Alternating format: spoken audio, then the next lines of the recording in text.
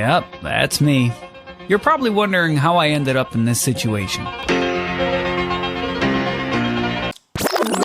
Just over a week ago, I ran 120 kilometers and I bonked hard. So the run started off pretty good. The first 60k, I was absolutely flying. I had my fueling on point. I was taking on a gel about every 5k/30 minutes.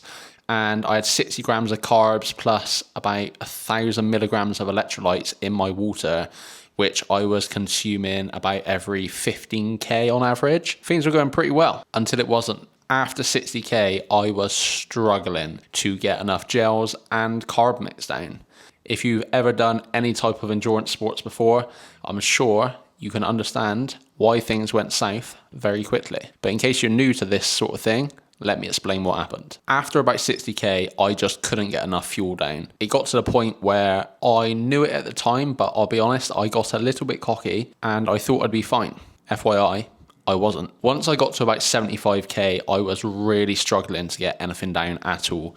I couldn't eat any food. I was struggling to get gels down and I'd gone past the point of wanting to drink carbs.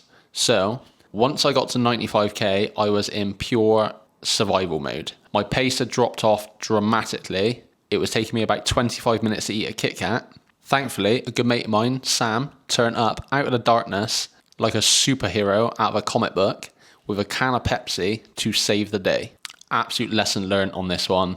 Fueling is not something to be taken lightly, and whatever happens, you've got to figure out a way to get the fuel in. I got to the point during my ultra that every little bit of fuel that I got in me was enough to push me forward for the next 5k, and then I'd bonk again and I was back in that exact same situation. I made the last 25 kilometers extremely difficult, which is a little bit disappointing because it really didn't need to be that way.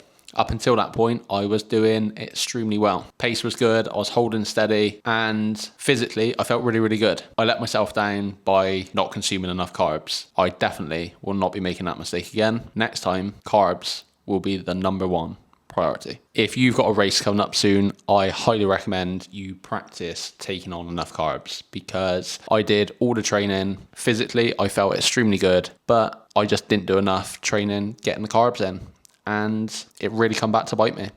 So if you've got an event coming up soon or you're training for your next event, be sure to practice fueling.